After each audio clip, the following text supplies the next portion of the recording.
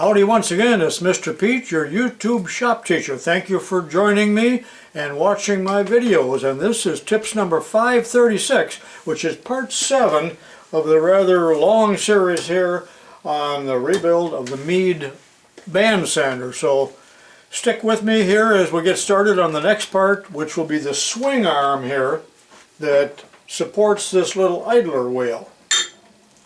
And a few other things to tell you as well.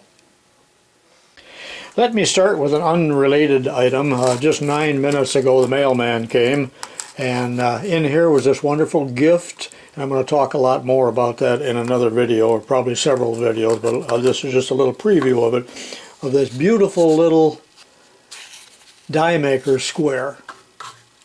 And some of you watched my recent video on squares, so watch for this where I talk more about it. Let me digress just a little bit, because there were just an awful lot of comments, if you read through the comments in the different parts of this video, regarding the dust entering an open frame motor. And many people said, well, why don't you reverse the fan and draw the dirt in from the other end? And I do mean dirt and grit. Well, this is the exit end where the centrifugal switch is, and look at how filthy it is. I think that people are way off base in regard to which direction the filth is flowing. One's as bad as the other. But I believe the failure of this particular motor was probably where on the ends of the washers, and there was too much end play caused by abrasion, which then caused the centrifugal switch, and there's the contact in there, to fail. Alright, another thing, I talked earlier about the grit getting into the bearings, and you can see how bad the bearings are. Well, I decided I'm going to cut one of the end bells apart, and did. And you know what, this is the wick for the oil.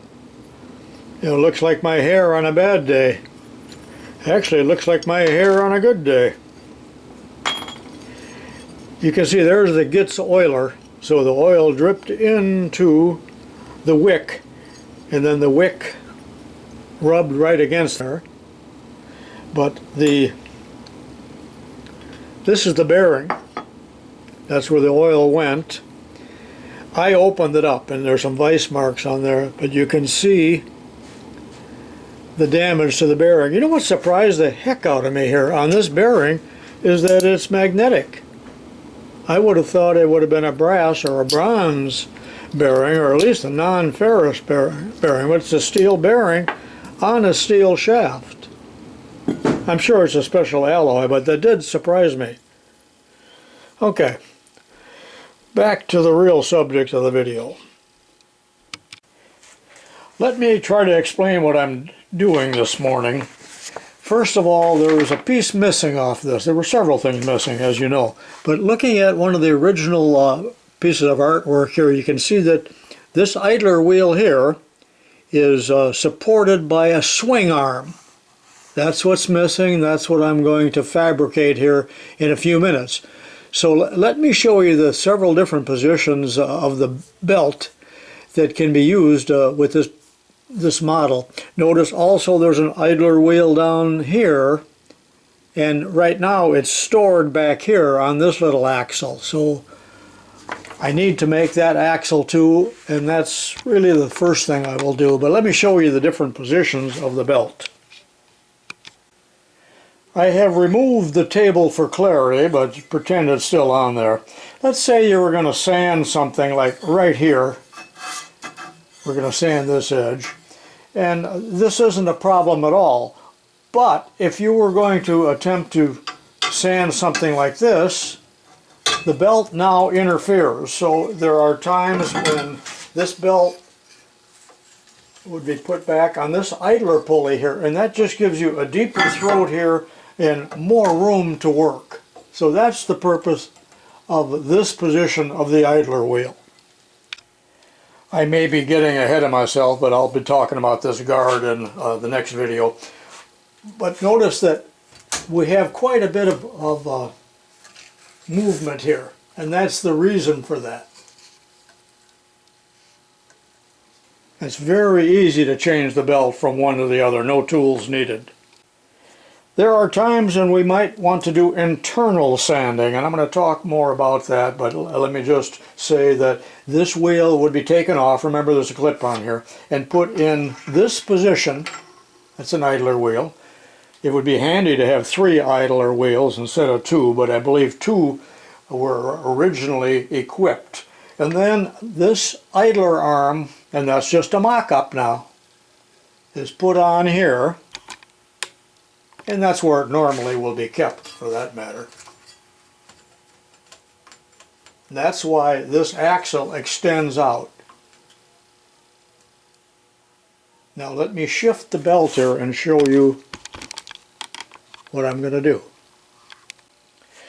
So now with the belt threaded behind this idler wheel and this one being brought up against it like this and tightened, we have really a narrow belt here, and there are several advantages, one being that you could do internal sanding on work after you have threaded the belt through the work. And there are other advantages also, but that is what this whole system is about. This picture is from the bell saw manual, and remember that I believe that a bell saw sander is just a rebranded and resized Mead sander, but they've put the belt back on this idler wheel again to give themselves more throat there so that they can sharpen that big shear without the tip of the shear possibly hitting the belt back there. Also from the bell saw manual, and notice the bell saw name right here rather than Mead, and he's sanding on the with a great big butcher knife here, sharpening on the back side of the belt. That way he can see what he's doing. So that's kind of a neat application I never would have thought of. As noted earlier, the axle that would fit in this hole here, this threaded hole, and that's 1/4 that is, it's fine. So I need to make one, and what I'm going to do is take a hex bolt, and luckily I had some of these fine threaders that are not hardened. They're really old, they're slightly rusty, but it won't hurt a thing. So I cut the head off of one and put a nut on there, and I think that'll give me the spacing that I need. And I'm going to cut off some of the excess there, and I'll tighten this down or put some Loctite on it. And then I need to locate and put a groove in there for a snap ring, an E-ring. I put a little Loctite on the nut. Now that thread is really longer than what I need on the back side, but I'm not going to bother to cut it off. And there is no room for nut in there. There is interference. Tighten that down. And I already put the little groove in there, and I'm going to use this wheel that really is a reject, but you know, it's not going to hurt a thing, so I am going to go ahead and use it. That way I got 3 wheels, and I don't have to fiddle around with swapping wheels. And then the snap ring, and I will leave it on here. So I don't think that it is ever in the way.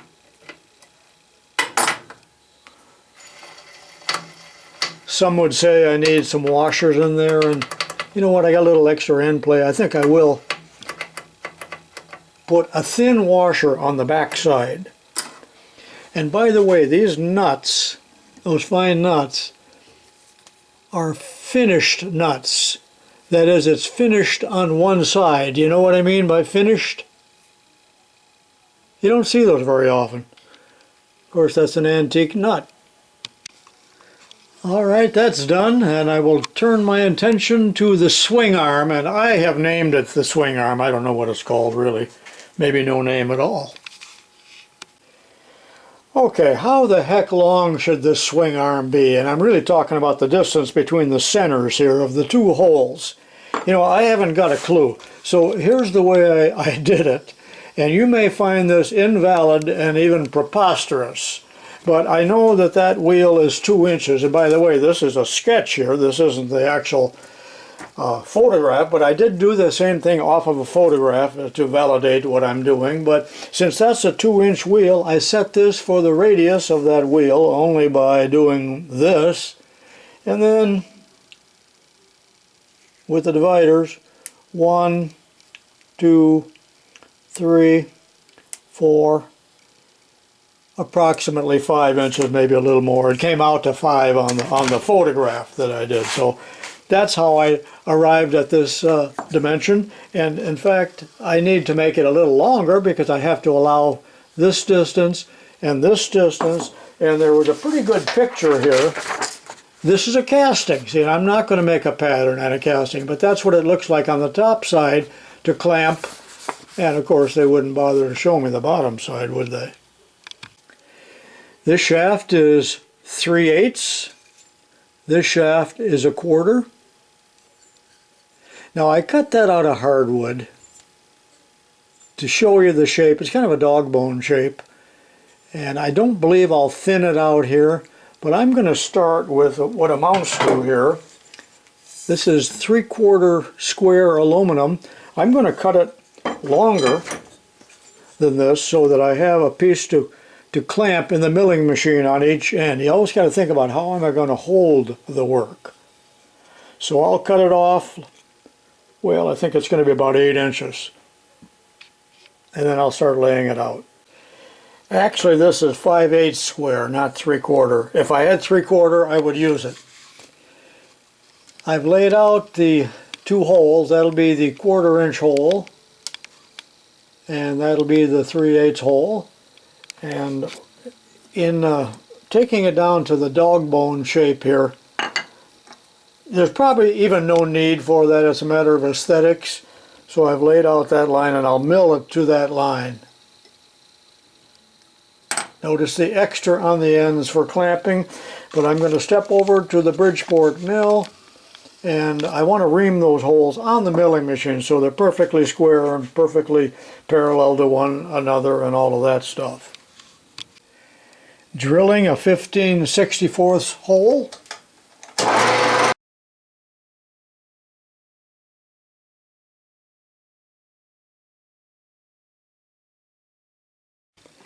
Reaming it 1/4.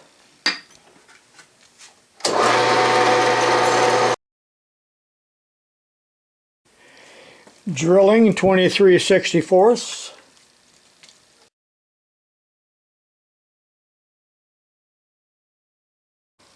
Reaming 3/8.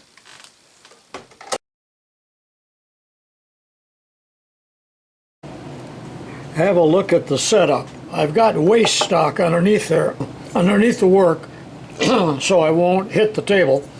And the work is equal distance, held on with 2 clamps, and that's why I cut the stock extra long so there would be a place to clamp it.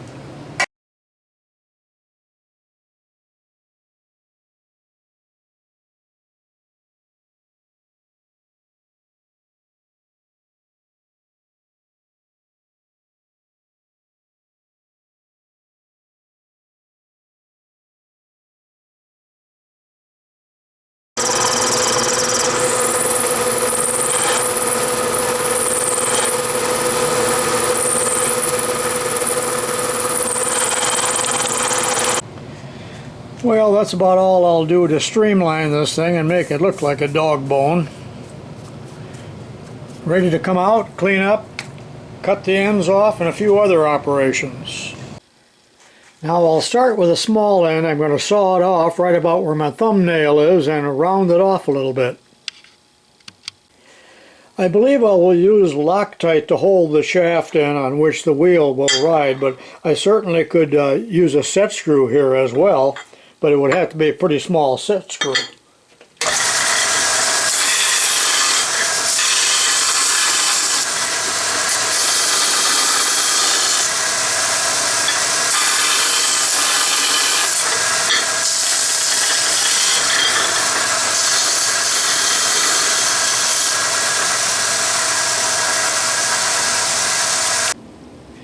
On this end, I need a cross hole right about where that center punch mark is, and I'll be threading and a clearance hole also for a 1032 cap screw. Then I will slip this so that it will compress and clamp onto the shaft. Alright, both ends cut off. And then I slit this on the bandsaw. Possibly have to trim this yet. Oh, that's hot. Now that could have been done with a slitting saw too, but it would just take so long to make this setup. I already have the tap drill size drilled there, and now I'll need the clearance halfway through and then 1032 to fit up for that cap screw. Then a little cleanup work, and I think it's done.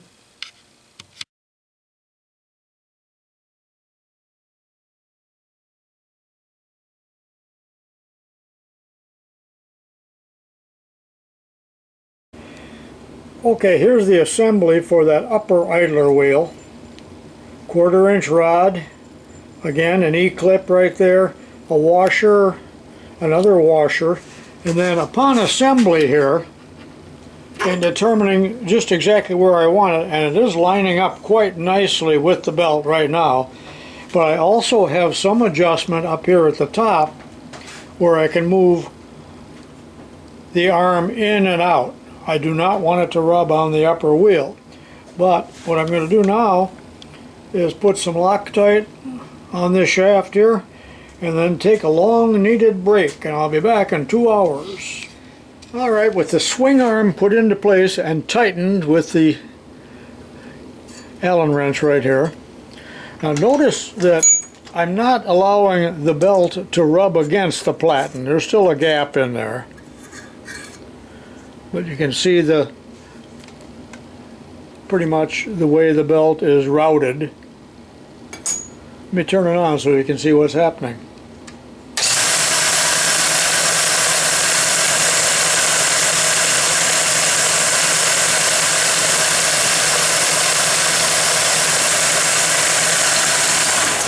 Now I think the downside here is that there would be considerable wear on these two idler wheels because the abrasive side of the belt is rubbing up against them, but I guess who cares, that's the way it was designed and built. And my swing arm worked quite well, and you saw the way I went about it just from pictures and then making a wooden prototype, or I should say mock-up, that's really a mock-up, to get an idea for dimensions, if I have to correct anything, or what I want it to look like. Well, that completes this video, which is part 7. Be sure and watch part 8 where I tackle the guards. This is tubalcain saying so long for now.